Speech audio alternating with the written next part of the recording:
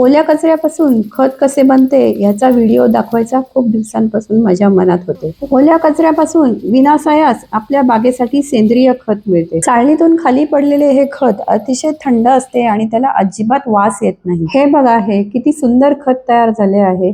अगदी रवाळ दाणेदार खत आहे। यामध्ये मातीचा अजिबात लवलेशही नाहीये।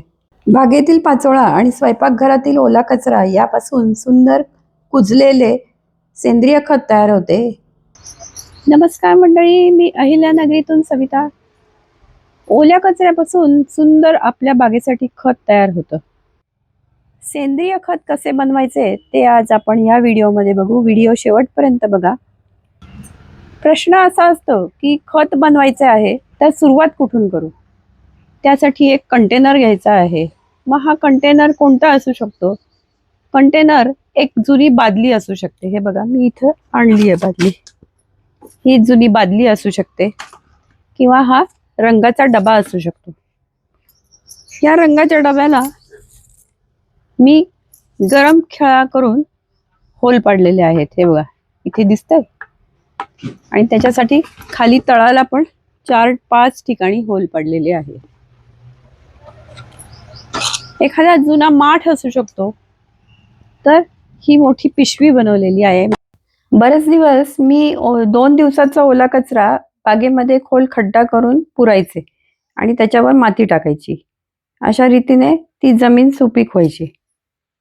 झाडांचा पाचोळा भरपूर असतो, त्यामुळे ही ओल्या कचऱ्यासाठी मी पिशवी बनवलेली आहे। एखाद्या कुंडीमध्ये ओला कचरा टाकून आणि त्याच्यावर माती टाकून आपण खत बनवू शकतो। खत बनवण्यासाठी प्लास्टिकचे रिकामे पिशवी पण घेऊ शकतो आपण। याला थोडे खिळ्याने होल पाडायचे खालच्या बाजूने आणि मध्ये, किंवा असे धान्याचे रिकामे पोते सुद्धा खतासाठी चालू शकते। यालाही खालून आणि मध्ये होल पाडायचे खिळ्याने। बागेतील पाचोळा पेटवून न देता किंवा फेकून न देता प्लास्टिकच्या पिशव्यांमध्ये किंवा पोत्यांमध्ये भरून ठेवलेला आहे। सुरुवातीला पोत्यामध्ये पाचोळा 30% भरून घेतलेला आहे। त्यामध्ये ओला कचरा टाकायचा आहे आणि पाचोळा असे एकावर थरावर थर टाकलेले आहेत। यात रामफळाची साले, बटाट्याची साले, निर्माल्य आहे। ओला कचरा आणि पाचोळा थोडासा खालीवर करायचा। 2 महिन्यांनी खताने भरलेली पोती सोडायची, जमिनीवर पसरवायची आणि परत एकत्र करून भरायची। एकदा थंडी संपली की पानगळ सुरू होते आणि झाडांना जे आवश्यक खत ज्या पानांपासून मिळतं ते झाड ती पानं आपल्या मुळाशी टाकतात। पाचोळा गोळा करून एका पिशवीत भरून ठेवला आहे बघा। अशी ही मोठी पिशवी शिवली आहे। ही निसर्गाचीच किमया आहे। पाचोळा आणि ओल्या कचऱ्यामध्ये विरचण घातलं की त्याचं तोंड बांधायचंय। तोंड बांधलेल्या पिशवीचा कचरा हा खूप कोरडा पडला नाही ना, हे बघायचे।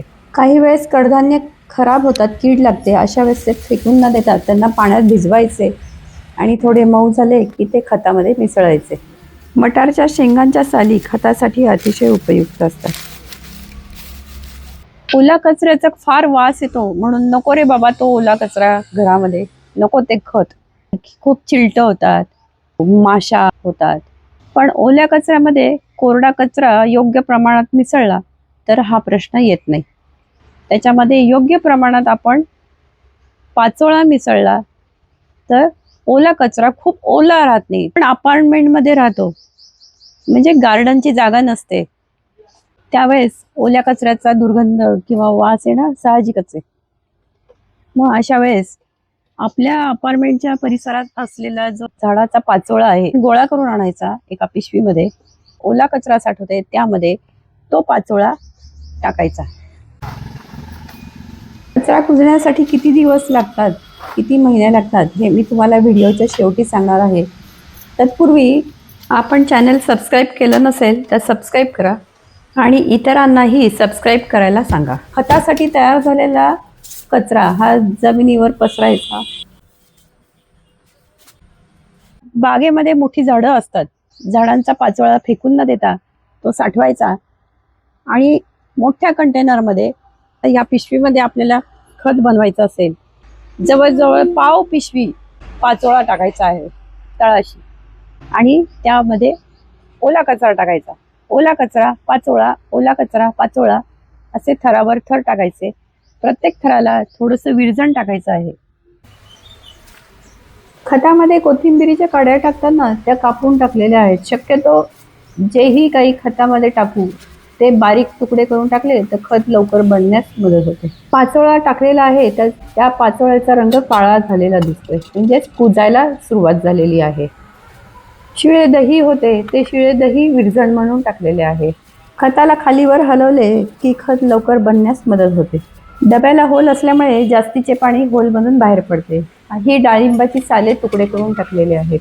ओल्या कचऱ्यातून जे अधिकचे पाणी बाहेर पडते ते पाचोळा शोषून घेते. सारखे खालीवर करत राहिलेले चांगले.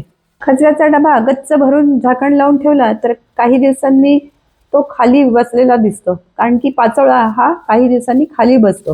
त्यासाठी काकडीची साल, गाजराची साल, लसणाचा पाचोळा, कांद्याचा पाचोळा, बटाट्याची साल, त्याचप्रमाणे भाकरीची आणि गव्हाचे पोळ्यांचे तुकडे उरले असतील तर ते पाण्यात भिजवून चालतात. आता विरजण म्हणजे काय?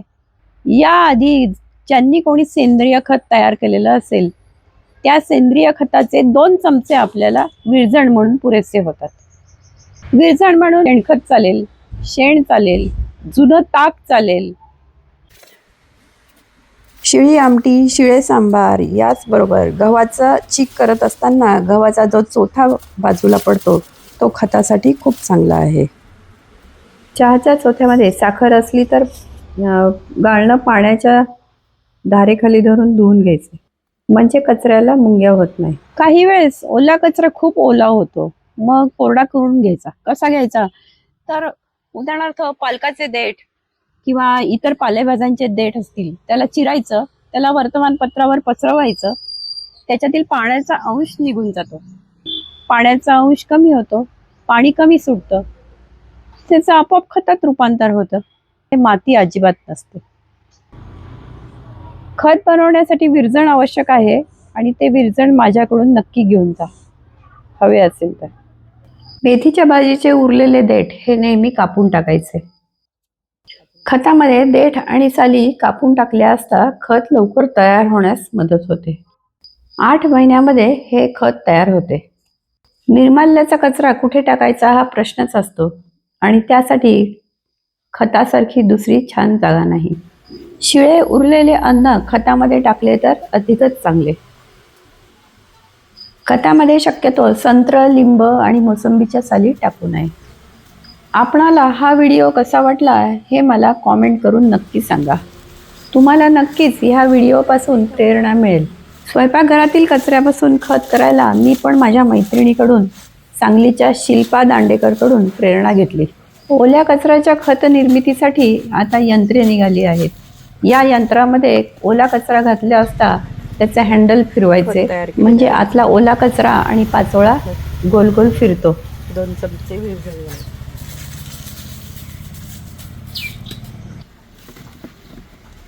मंडळी, वाळलेल्या पानामध्ये कार्बन, सेंद्रिय पदार्थ, पोटॅशियम, कॅल्शियम, मॅग्नेशियम असते. मुख्य म्हणजे झाडाला हवा असलेला नायट्रोजन मिळतो. त्यामुळे त्यापासून बनणाऱ्या खतामध्ये जमिनीचा पोत सुधारतो, पाणी टिकवून ठेवतात, उपयुक्त सूक्ष्मजीवांची संख्या वाढवतात. डब्याला होल पाडलेले तुम्हाला जवळून दाखवत आहे. फळांमध्ये केळीच्या सालीचे बारीक तुकडे करून खतामध्ये टाकले तर खूपच छान. कलिंगडाची जाड साल फेकून देण्याऐवजी त्याचे बारीक तुकडे करून खतात टाकावे. त्यामुळे स्वयंपाकघरातील या कचऱ्याला मी कचरा म्हणतच नाही तर उपयुक्त कचरा असे म्हणते. बागेतील आळूचे देठ टाकून न देता त्याचे तुकडे करून खतात घालते. या तयार होणाऱ्या खताला मी काळं सोनं असंच म्हणते. गोष्टी निसर्गाकडून मिळतात आणि निसर्गाला परत द्यायच्या असतात, हेच तत्व यामागे आहे. बागेतील पाचोळा पिशवीमध्ये भरून ठेवायचा आणि वेळ आली की ओल्या कचऱ्यामध्ये तो मिसळायचा. मंडळी, चॅनल सबस्क्राईब करा, व्हिडिओ हाईप करा, कॉमेंट लिहा आणि आपल्या जवळच्या मित्रमैत्रिणींना हा व्हिडिओ पाठवा. धन्यवाद.